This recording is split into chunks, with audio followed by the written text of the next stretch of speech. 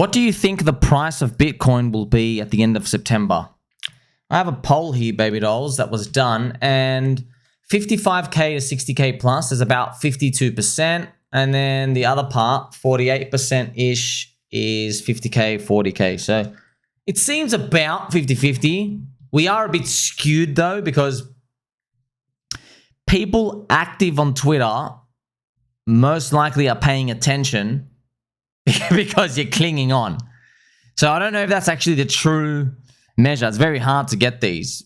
We know September has a lot of these poopy seasonalities, which we always try to get rid of every single year, but there's nothing else you can do about it. And trying to use these like, contrarian things, it doesn't actually work all the time because you have like a bias in your community, etc. Because everyone's informed because you're basically too smart. Aren't you? Great, friends. Let's go pump some music, okay? This is the Spruse Moose, friends. Do you remember this episode of The Simpsons? Mr. Burns points the gun at Mrs. Smithers. Get in. It's one of my favorite scenes, man. I never understood it as a kid. Now, it's a wild crypto journey so far. We've had the longest altcoin bear market in history. That's true. We've had the lowest gains. That's also true. We've had the longest Bitcoin dominance run in history. Triple true. Will it reverse soon?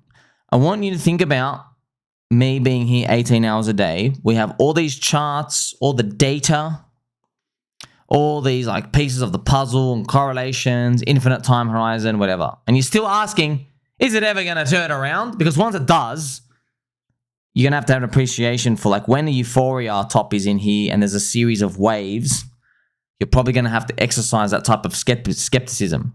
And you're going to have to think, oh, I'm never going to get a proper answer that's going to like conveniently let me out into like, a profitable area. And then I'll be able to walk away and everything's going to be fine from there. If you've learned anything from this year, friends, you got to pay attention to how we topped out. I'm going to show that to you right now, okay? Remember, Bitcoin hits this 70K zone and then it starts distributing up and down, up and down. And then in that moment, Pump Fun on Solana goes bonkers, okay, which I just want to show you now. Okay, so this is what it looked like. Okay, you have the Bitcoin price chart. This is what happened, man. You go up here. This is around $67,000. See that, friends? You see that? It goes up here, and then we go up, and then this is where Pump Fun and all the meme coin mania just fully starts. But look, Bitcoin goes nowhere. Goes nowhere, nowhere, nowhere. Look at that, man. It's quite a while. That might be the key to the future. That period of distribution was way longer than this one. And then if you go back to 2017, that was 2021, I just showed you. Look at this. There was no distribution, man. It was literally just up only. Pop, you're done. So as you get to see, as the market cap gets bigger, liquidity gets bigger, more players come in, how the asset gets its like exit method, which is like distributing on everyone. There's bigger and fatter players. And in that time of it distributing, euphoria appears, meme coins, altcoins, gambling. So you're not going to get, that's why we're preparing ourselves. We aren't going to get a world where, oh, let's think about taking some risk off. And then we're going to be gifted with like a 90% drop in like the next 30 days. We're probably not going to get that.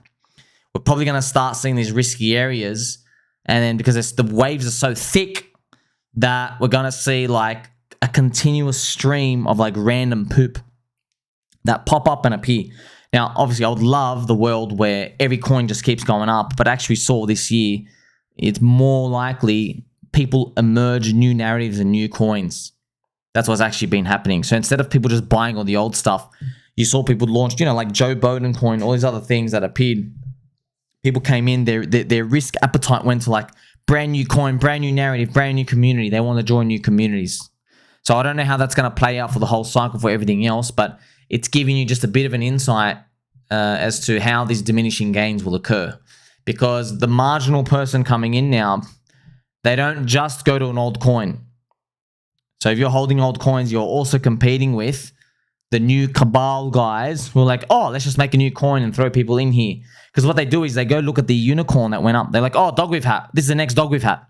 So people are participating in that, and then that's attention taken away from stuff of the past.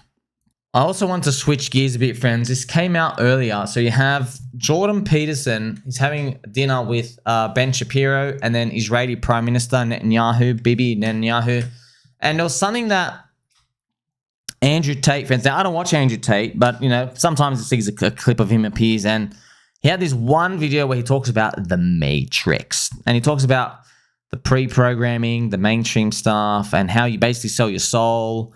And it is all true about how you get approached by people and they go, hey, we're part of a media company. And you kind of get the hint that they're trying to coerce you to blackmail you in. Because if you don't, they're like, oh, there's some ramifications because they want you to comply.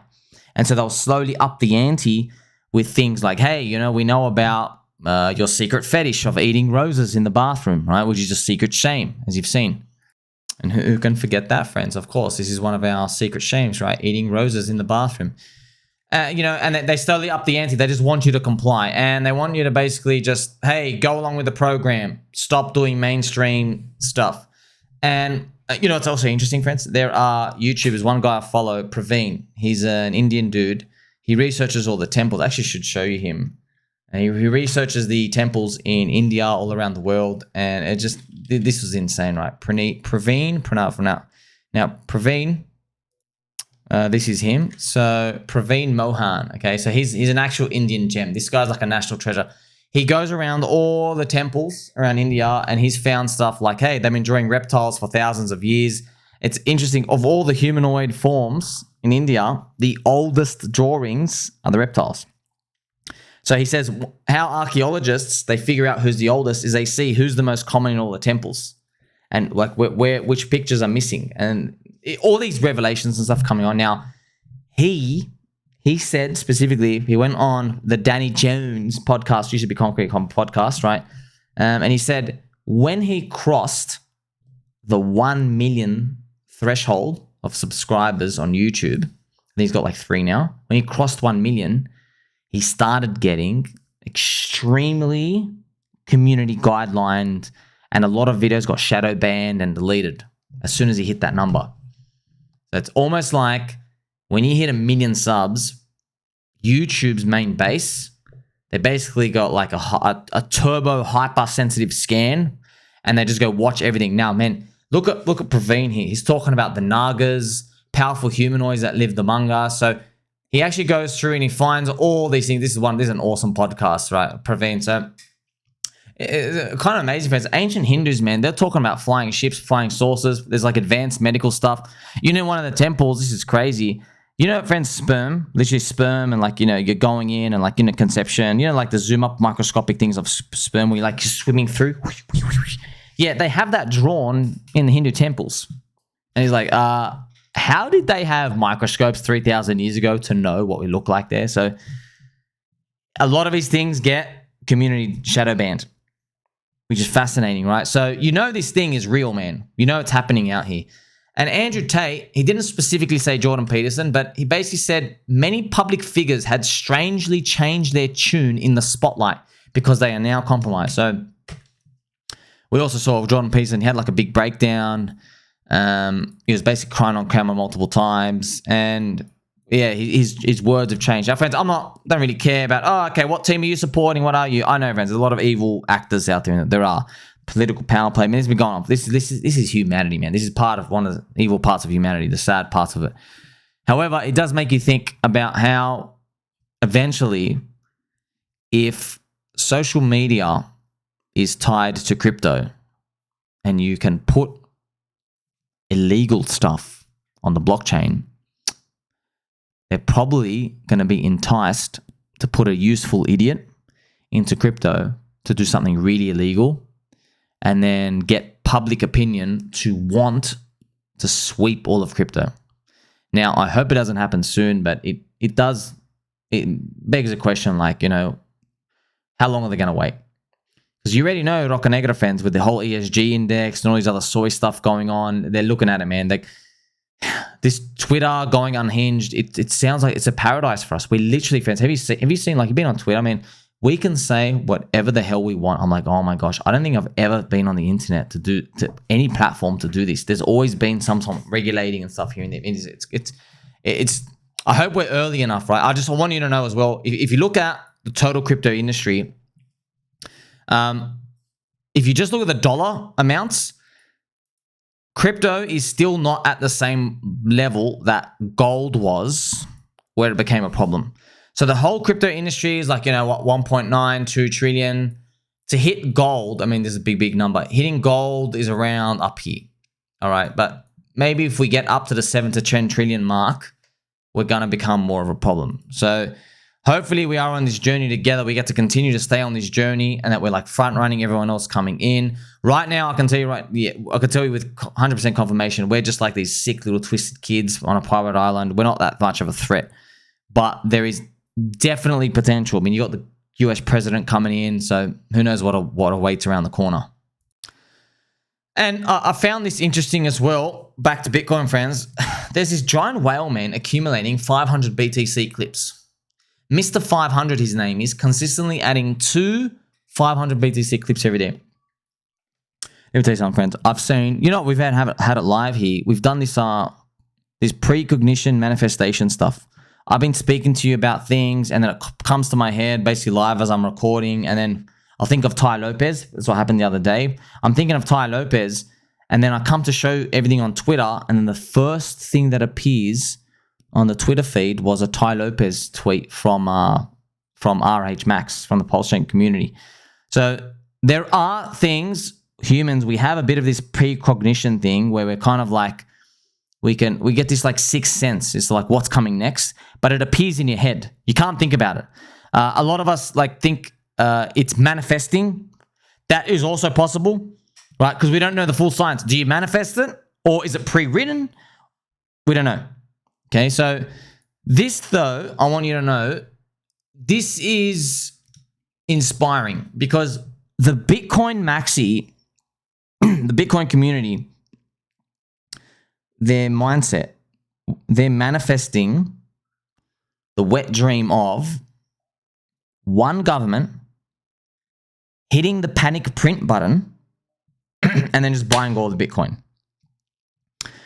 I believe in my heart that when we have 500 million people in crypto and there's like, you got to think about it, friends. Bitcoin has 300 million people.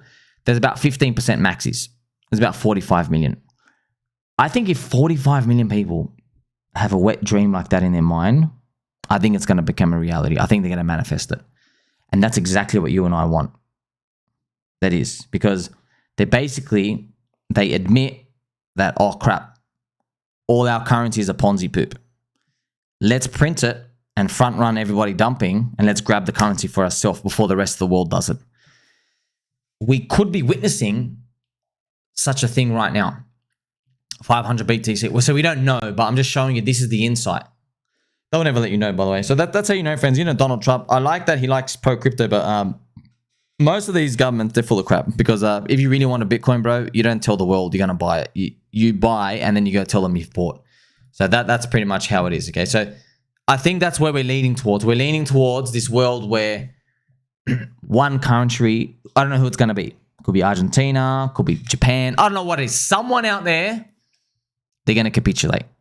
I believe you have 45 million minds manifesting, and you and I, we want that too. We want that so much, friends. If Bitcoin reprices up, remember there's an ETH BTC link. Everything gets repriced up. That's going to be quite a dream. I hope we're around for that. Like, subscribe, bell button, or catch you in the next one.